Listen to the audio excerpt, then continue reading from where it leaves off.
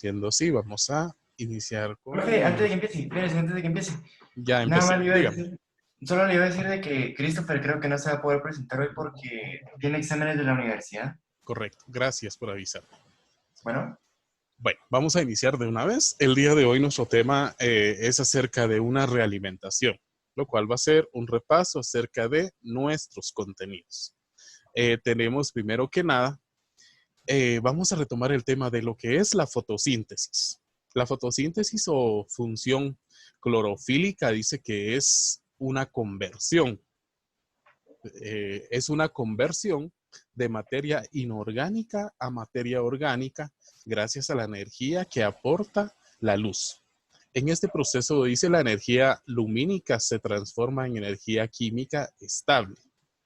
La fotosíntesis o función clorofílica, que aquí creo se los coloqué dos veces. Bueno, en este proceso la energía lumínica se transforma, dice, en energía química estable. ¿A qué nos referimos con esto? Fíjense que a la hora de realizarse o llevarse a cabo lo que es la fotosíntesis, lo que debemos comprender es la conversión de la energía inorgánica a energía orgánica. Esto que estoy resaltando en color rojo es prácticamente la definición de la fotosíntesis. Me dicen que a través de materia inorgánica yo voy a hacer una conversión a materia orgánica. ¿En qué consiste? Vamos a observar lo siguiente. A la hora de que las plantas captan los rayos solares, estos lo que hacen es que a través de una parte de las hojas denominadas estomas van a estar absorbiendo lo que es el dióxido de carbono. Como sabemos, el dióxido de carbono son moléculas inorgánicas. Asimismo, absorbe el agua y va a seguir generando agua en esta transformación. Eh, Lo otro que hay que resaltar es que el CO2, que es el dióxido de carbono, de ser una materia inorgánica, se transformará a una materia orgánica. Esto, ¿cómo va a llevarse a cabo? A través de la respiración de las hojas, que será que respiran el dióxido de carbono durante el día. Ya les voy a explicar por qué.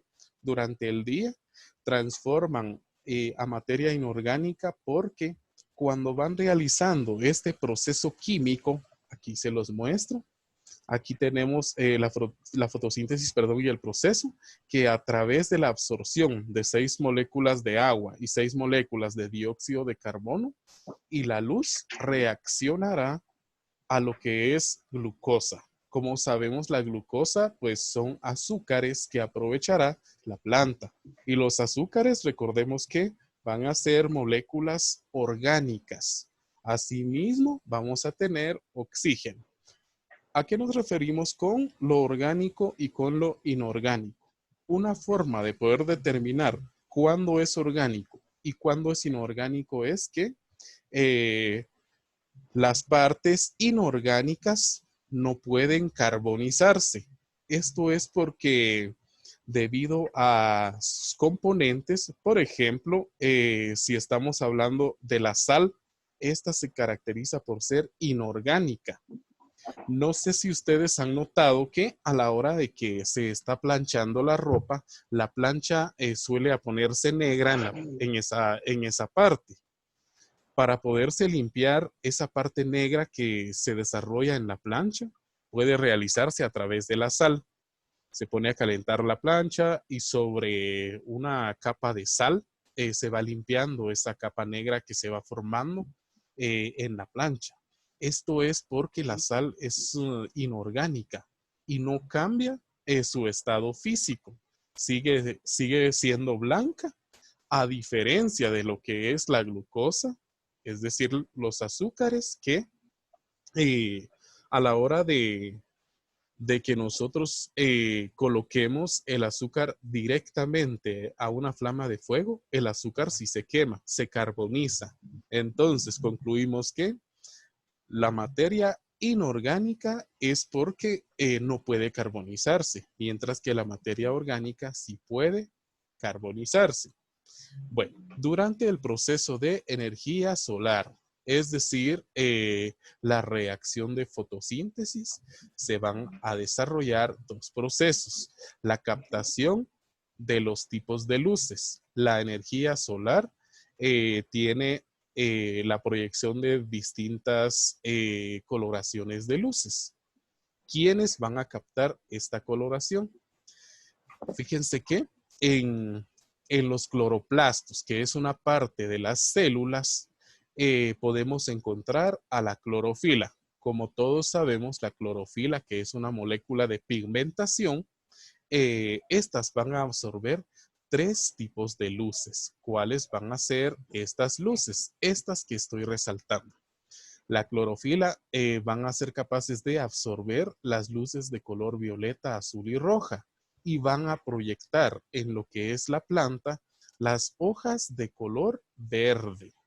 Aquí tengo en color verde donde me describe lo que es la clorofila. Asimismo, en esta misma parte de los cloroplastos vamos a encontrar a los carotenoides. Los carotenoides también se van a ubicar dentro del cloroplastos, más sin embargo, el tipo de luces que van a absorber serán de color verde y azul. Pero ¿qué van a proyectar esto en las plantas? Estas van a proyectar, no sé si han notado que hay plantas que tienen no hojas verdes, sino, por ejemplo, en esta ilustración, que tienen hojas de color rojas, pueden ser unas manchadas o pueden ser unas amarillas. Esto es el efecto de lo que son los carotenoides. Entonces, dentro de los cloroplastos vamos a encontrar a la clorofila, que absorben luces de los rayos del sol, y los carotenoides. Los carotenoides me van a proyectar hojas de distintos colores al verde. Vamos a indicar lo siguiente. Decimos que en el proceso de fotosíntesis, en el proceso de fotosíntesis es la absorción del dióxido de carbono que se irá realizando la conversión en lo que es oxígeno y agua. Esto es la fotosíntesis durante el día, porque para que se pueda llevar a cabo la fotosíntesis va a necesitar de la luz solar. Pero sucede lo siguiente, que durante la noche, debido a la falta de luz solar, lo que hacen las plantas es respirar como las personas. Van a respirar oxígeno y van a emanar dióxido de carbono. Es por ello que se dice que no es recomendable tener plantas dentro de nuestras habitaciones porque estas durante la noche van a estar quitándonos oxígeno. Continuamos. Esta parte ya la vimos. Esta es una ecuación balanceada. Me imagino que en el curso de química ustedes van a ver el balanceo de ecuaciones químicas.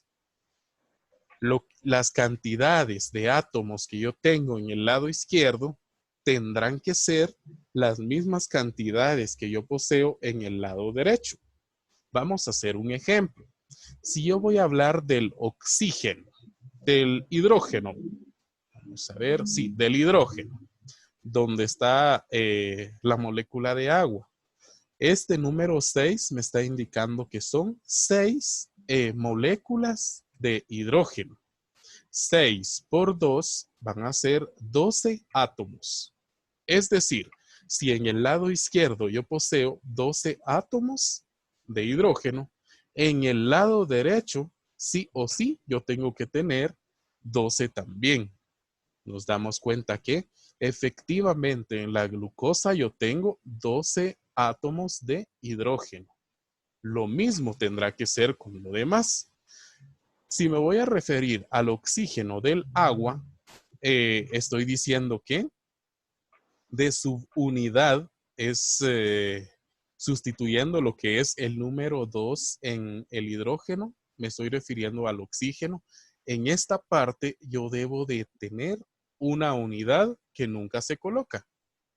Entonces, estoy indicando que 6 por 1 Estoy hablando de 6 átomos de oxígeno. Pero si ahora nos dirigimos a lo que es el dióxido de carbono, tengo una molécula de oxígeno. 2 por 6 son 12, más los 6 que yo ya llevaba, es decir, 18 átomos. Voy a tener que tener en el lado derecho de esta ecuación química 18 átomos de oxígeno. Vamos a cuantificar. Aquí tengo 6 unidades. 6 por 2, 12. 12 y 6, 18. Nos damos cuenta que tenemos 18 átomos de oxígeno en el lado derecho y 18 en el lado izquierdo. De esta forma es como se va resolviendo lo que es una ecuación química. El tema es balanceo de ecuaciones químicas, que ustedes lo van a ver en esa su clase. Bueno, vamos a continuar con nuestro tema. Esto es el contenido de lo que es la fotosíntesis. Vamos a continuar con las leyes de Mendel. Este es nuestro segundo tema. Tenemos que las leyes de Mendel consisten en el estudio genético de todos los seres vivos. Entre este estudio genético se va a realizar el estudio del genotipo y el fenotipo. Si nos estamos refiriendo a lo que es el genotipo, vamos a determinar que es el contenido genético de un individuo recogido en el ADN, es decir, la parte interna de todos los seres vivos. Cuando nos referimos a lo que es el fenotipo, nos estamos refiriendo a la combinación del genotipo de un individuo más la influencia ambiental. ¿Por qué va a influir la parte ambiental? Por la evolución. Esto de un conjunto de caracteres propios de cada individuo. Cuando hablamos de un individuo nos estamos refiriendo a todos los seres vivos, tanto a las plantas como a los animales, como a las bacterias. Vamos a proseguir con nuestro tema. Tenemos entonces que en esta gráfica estoy mostrando a qué me refiero con el fenotipo. El fenotipo de una flor va a ser la coloración, el tamaño y la forma que tiene. Mientras si vamos a hablar del genotipo, será el estudio de la parte genética. Es decir, podemos decir que estamos hablando de un gen dominante o un gen recesivo. Y la combinación de estos pueden ser la combinación de 2 genes dominantes, 2 recesivos o uno dominante y uno recesivo. Las diferencias entre estos, como les reitero, de los seres vivos, van a tener distintos genotipos y distintos fenotipos, sobre todo para la parte de la herencia, tanto el ser humano como la planta, como en este caso, los animales como el perro, el gato y el mono, van a tener distintas cantidades de cromosomas dentro de su composición genética. Ahora bien, tenemos entonces los genes. A los genes los podemos determinar también como alelos, como un alelo dominante que se representará con una letra mayúscula o como un alelo recesivo que se va a identificar con una letra minúscula. Pero, ¿qué son estos alelos? Vamos a ejemplificar algunos de estos. Por ejemplo, en la primera ilustración podemos notar a una mujer. ¿Qué notamos en ella? Nos dice que es acerca del gen del pico de viuda. El pico de viuda se ubica en la frente de las personas. Como podemos notar, en la frente de esta mujer tenemos como un volcancito. A esto se le denomina pico de viuda. Algunos lo poseen y algunos no lo poseen. Como es un gen dominante, la mayoría tendría que tener este gen en su característica física. Tenemos también el lóbulo de la oreja. Tenemos uno dominante y uno recesivo. Dice que Cuando es dominante, tendrá una especie de borde en la parte inferior, mientras que si este gen es recesivo, vendrá solamente bajando y como que estuviera únicamente pegado a una parte de la cara. Asimismo, a la hora de doblar los dedos, algunos van a poseer eh, un tamaño distinto con respecto a los dedos. A veces tenemos la forma que nos la están mostrando y a veces va a resaltar un poco el dedo anular a diferencia de lo que es el dedo índice. No van a ser todos iguales. Tenemos también a la hora de doblar la lengua. Algunos podrán enrollarla como un taco. Dice que ese es el gen dominante y también existirá el gen recesivo, quienes no sean capaces de poder llevar a cabo esto. Con respecto a doblar el dedo, nos damos cuenta que hay un gen dominante y hay un gen recesivo. Tenemos la coloración o la pigmentación de los ojos. Tenemos el gen recesivo, que es para aquellos que posean los ojos claros, y tenemos el gen dominante, que es quienes posean los ojos oscuros.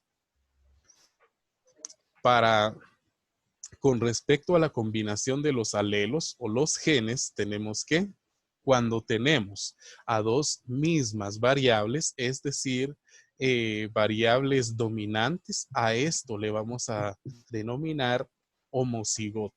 Y cuando tengamos una combinación de ellas, a estos los vamos a denominar como heterocigotos.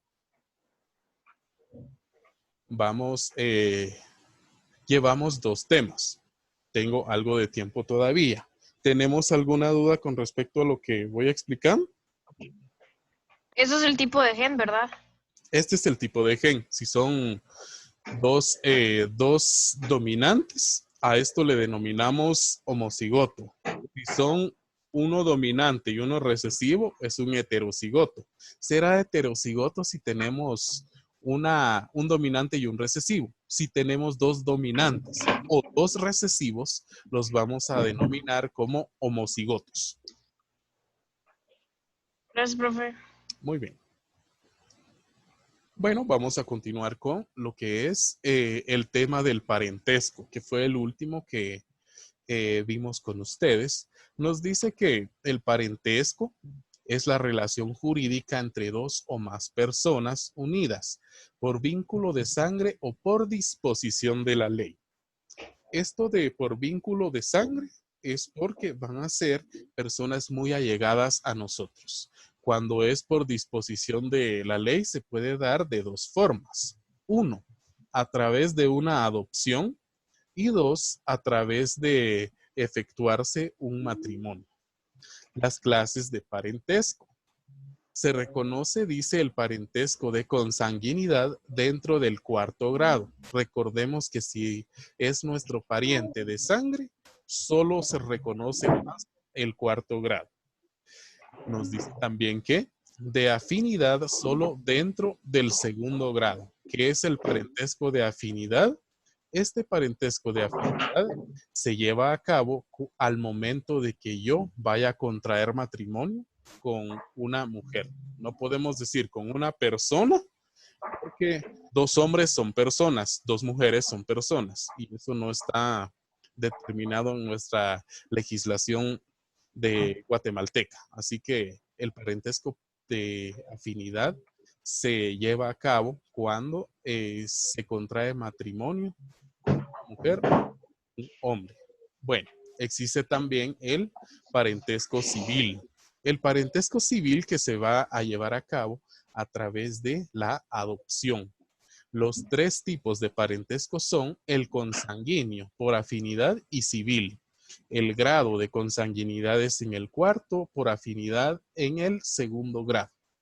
Y con respecto al civil, solo sería con la persona adoptante.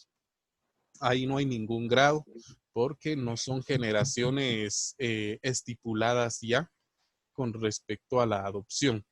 El grado nos vamos a referir a un grado de adopción, dice, el parentesco se gradúa por el número de generaciones. Es decir, si yo quiero determinar 2 grados con respecto a mi parentesco, puede ser hasta un grado con mi papá y otro grado con mi abuelo.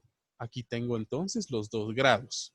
No puedo venir y decir que tenga 2 grados, uno con mi papá y uno con mi mamá, porque es la misma generación. Vamos a continuar con lo siguiente. Tenemos entonces el parentesco en línea recta. El parentesco en línea recta se puede dar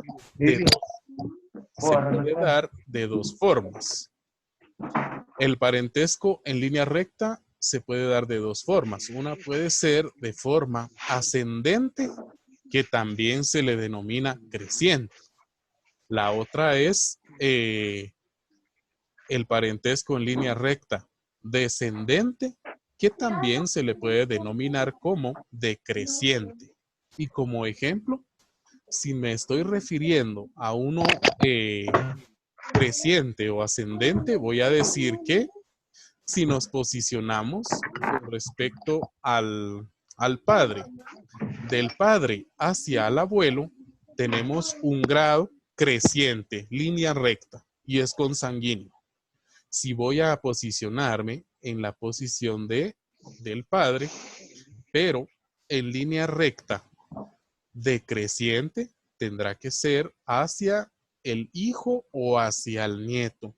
Esto es también un parentesco en línea recta consanguíneo, porque es de sangre, pero decreciente o descendente, que también se le puede determinar. Continuamos con el parentesco en línea recta colateral.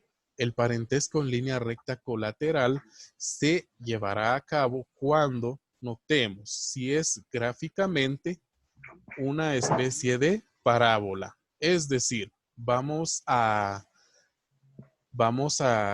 subir un grado, hacia el progenitor y debemos descender hacia el pariente de esa persona. Vamos a posicionarnos en el botón de color morado. Voy a decir que esta persona soy. Mi progenitor, el que está en color verde. Y hacia abajo nuevamente, hacia Z. Si estoy en Y, quien se posiciona en Z tendrá que ser mi hermano. Mi hermano entonces es mi pariente en segundo grado colateral y es consanguíneo también porque está iniciando a partir de mi papá. Si vamos a indicar que es el botón morado, es mi papá, de mi papá hacia mi abuelo, y si baja nuevamente, esta persona tendrá que ser mi tío. Mi tío va a ser mi pariente también colateral consanguíneo y está en tercer grado si no estoy mal. Continuamos con la explicación de lo que es el parentesco en línea recta, creciente por consanguinidad. Creciente por consanguinidad van a ser todas estas pequeñas cabezas que yo tengo circuladas con color rojo. Mis parientes, estos son mis parientes en línea recta creciente consanguíneo. Está mi papá, mi abuelo, mi bisabuelo y mi tatarabuelo. Ellos son mis 4 parientes consanguíneos crecientes. A diferencia de estas cabezas que yo tengo con el contorno de color verde, estos son mis parientes en línea recta consanguínea decreciente. Bueno, vamos a continuar entonces con el parentesco por afinidad. El parentesco por afinidad podemos notar que se lleva a cabo a través de el desarrollo de un matrimonio. Y dice que el parentesco por afinidad en el parentesco por afinidad solo se reconocen 2 grados. ¿Quiénes van a ser este grado? entre, entre yo y mi esposa, recordemos, no hay ningún grado. El grado va a iniciar a través de ella. Entre ella y el papá, que viene siendo mi suegro, va a haber un grado. Con su abuelo, ella tendrá 2 grados y esto es el reconocimiento que a mí me indican que hay, solo hasta el 2º grado. Si me voy a referir a mi cuñada, ella es mi pariente en 2º grado. Y el hijo de mi cuñada ya no tiene ninguna especie de parentesco conmigo. Es pariente directamente de mi esposa. Más sin embargo, conmigo ya no tiene ya no tiene ningún parentesco. Bueno, este tema con ustedes ya no lo trabajamos. Bueno, les indicaba que bueno, tenemos el ejercicio de repaso. Necesito que me realicen 3 esquemas. Uno acerca de la fotosíntesis, uno acerca de las leyes de Mendel y el último que será acerca del parentesco. Van a desarrollar 3 esquemas con respecto a estos con la finalidad de que ustedes sepan de qué les estoy hablando al momento de que yo vaya a realizar la evaluación. Y al momento de que ustedes vayan a contestar su evaluación, van a saber a qué me refiero con respecto a estos temas. Bueno, hemos finalizado nuestro repaso. Este será el contenido de nuestra evaluación. ¿Tienen ustedes alguna duda? Profe, ¿cuáles eran las materias que no se puede carbonizar? La materia inorgánica. Esa no se puede. Esta no se carboniza. Por ejemplo, el agua, por ejemplo, los gases. Los gases, como ya están quemados, ya no se pueden volver a quemar. El agua, por más que hagamos, solo se va a evaporar, pero no se quema. La sal ni siquiera cambia de coloración. A diferencia de los azúcares y todo lo que contenga carbón, sí se carboniza al momento de exponerlos al fuego. Oh, ya, gracias. Muy bien, por nada. Mm, Bueno, Profe, pues yo tengo sí, dígame. una duda Sí, dígame. respecto a cómo se llama en los parentescos. Entonces, Ajá. por consanguinidad solo se reconoce hasta el 4º grado. Sí, así es. Y por, ¿cómo se llama? Por afinidad es hasta el 2º grado. Correcto. Gracias, profe. Profe, yo tengo Muy una bien. pregunta Dígame. del ejercicio anterior. Decía que cuántos grados hay del hijo de mi primo hasta mí, pero yo puse 5 grados, no sé Sí, son si eran 5 5. grados. No se reconocen, pero son 5 grados. Ah, Así, y está en lo ¿Y cómo correcto. se llama? es colateral, ¿no?